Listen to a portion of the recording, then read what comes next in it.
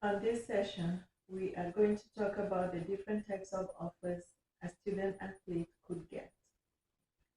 There are different types of offers a student athlete gets, and it's best to know a little bit about them so you know what to choose and when it's applicable.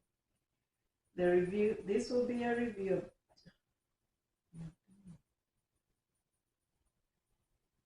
So on this session, we will look at the full ride scholarship, partial scholarship offer, walk-on offers, recruited walk-on offers, unrecruited walk-on offers, what is D1 offer, beyond NCAA D1 and D2, and we'll talk about the multicolored charts of college sports. To better understand the basics of athletic scholarships offers, here are a few key facts you should know. Most offers are typically one-year agreements. Most of the offers are typically one-year agreements. Although multi-year offers are becoming more popular, they are still rare. Verbal offers from a coach are not binding agreements. The National Letter of Intent, NLI, is a legal binding contract between an athlete and the school. Until a student signs the contract, and this is what we typically see, especially when students are graduating high school, there is a signing day, they're signing the National Letter of Intent, the NLI. Since it is a contract, it is important that you fully understand the agreement as a student and for the parents. So let's talk about the full ride offer, which I've covered in a previous session, but this is in the context of what we're talking about, the different offers that students do get. Full ride scholarship offers are known as headcount sports and create revenue for schools. So whenever they're offering that, the goal for the school is to create revenue by giving you that offer and having that name that they're offering full rides. But also a full ride covers most of the major costs like tuition, room, board, books, and some of the cost fees. It covers everything so that the student doesn't have to think about financial burden when they're going through school and also pursuing sports in a very high level.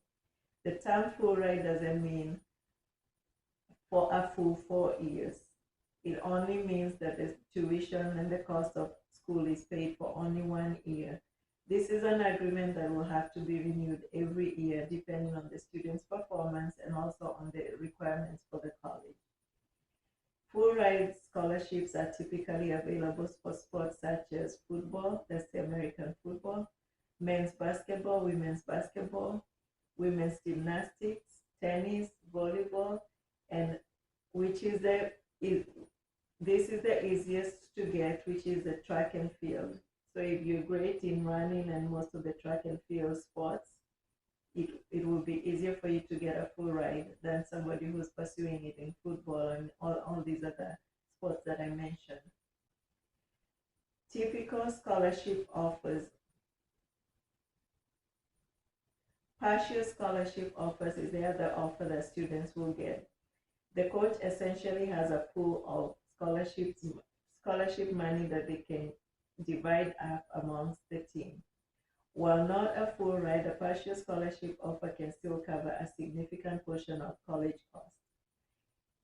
It may be that one student athlete on a team gets a scholarship that covers tuition, while a teammate on the same team only gets offered a scholarship that covers the cost of books and room and board.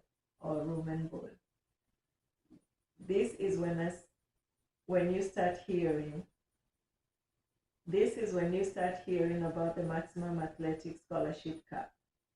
If met, the student can seek to stack as much need-based aid and academic scholarships on top of the athletic scholarship as they qualify for. So when you're getting a partial offer and a partial scholarship offer, you will need to be able to realize that you will need more money for school, and therefore you need to apply for other scholarships, either school offered scholarship or outside scholarships to meet your cost of education. So it doesn't cover everything, but it gives you the opportunity to seek other scholarships. The other item that we wanted to review is, what is a walk-on athlete offer? A walk-on athlete is a player who chooses to try out for a college program with or without a coach's support. Walk-ons are not offered athletic aid or any form of scholarship. A scholarship can be earned for future seasons. So you can be a walk-on athlete in a college, you qualify to be admitted in the college, your coach wants you to play for them, but he does not have any money to give or to offer for scholarship or for any expenses for school.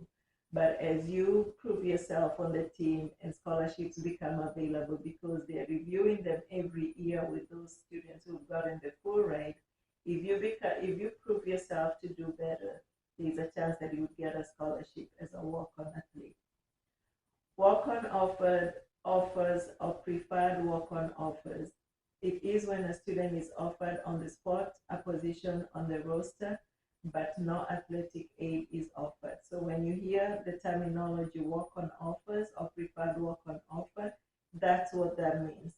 You're automatically on a college playing roster, which is a big deal, but you're not getting any financial aid, but gives you a shot at proving yourself on the spot.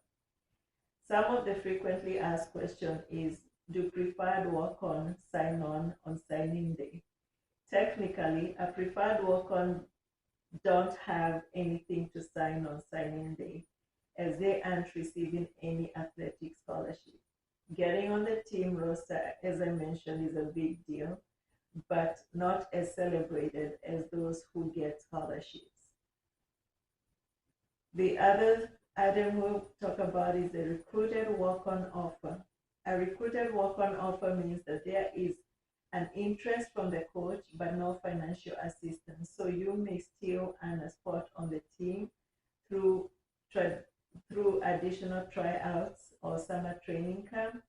Although there is no financial assistance or even a guarantee for making the team, some student athletes will still view a recruited walk-on offer as a great opportunity to be able to play at the highest level of competition. So again, just like the walk-on offer, this one the coach picked you, they asked you to play for them, but they don't have any money to offer at the moment, but subject for review and hopefully opportunity for scholarship later. And recruited walk-on offer, typically this is when a student athlete qualifies for admission to a school and plans to join the team through an open tryout. In this scenario, there is usually a conversation with the college coach prior to the enrollment to confirm the athlete will be able to try out for the team. There is a lot to consider with any type of walk-on offer.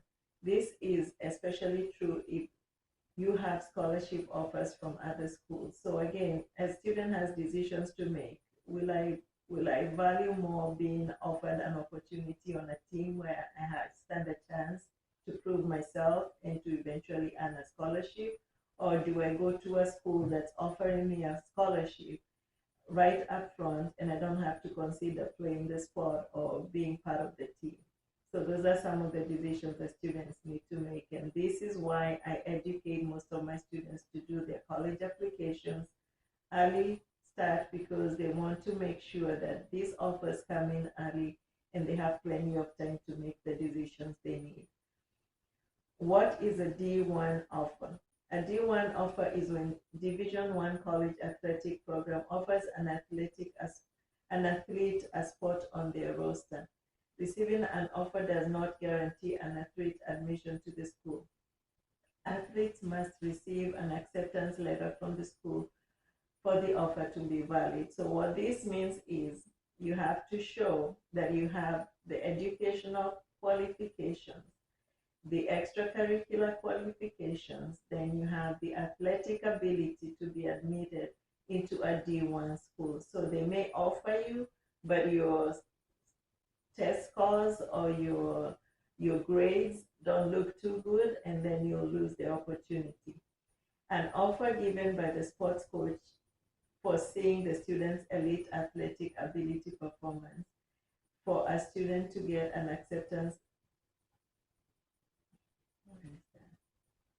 An offer is given by the sports coach foreseeing the student's athletic performance and abilities.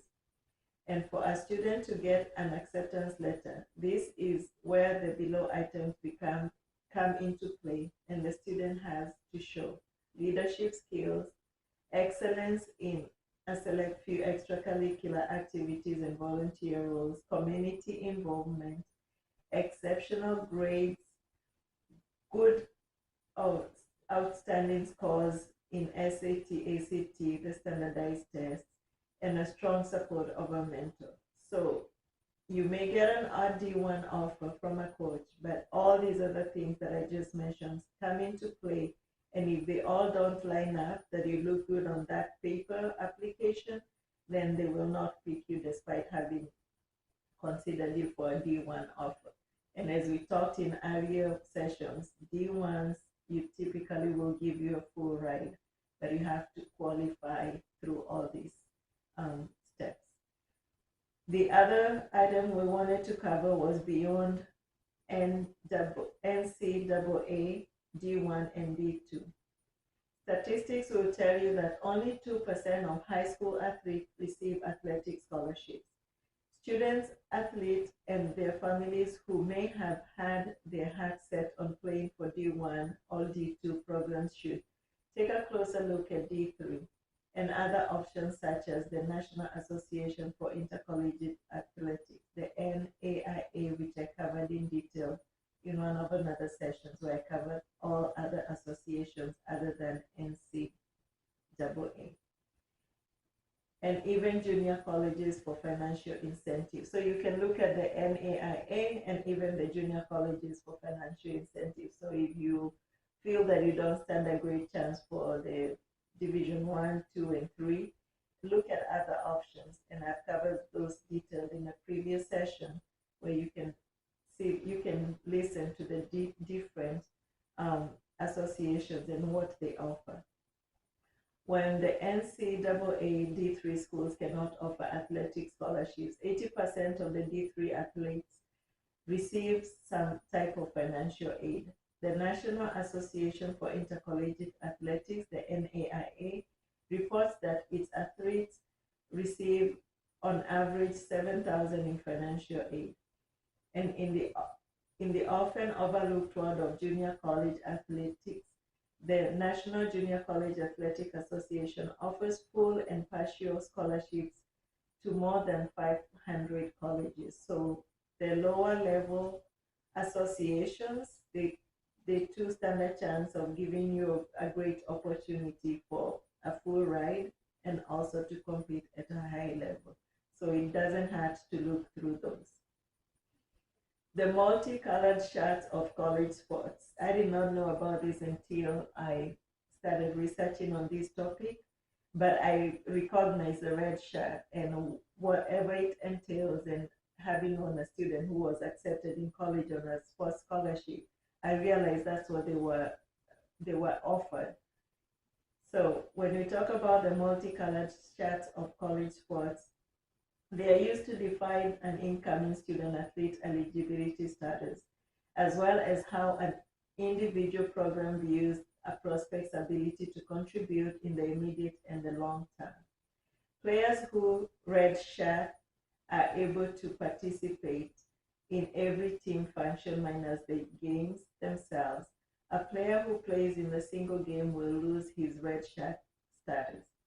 A player who plays in a single game. So if you get a red shirt status offered to you at a team in a college and you play a game, you lose that status. You might lose your scholarship altogether or your status altogether.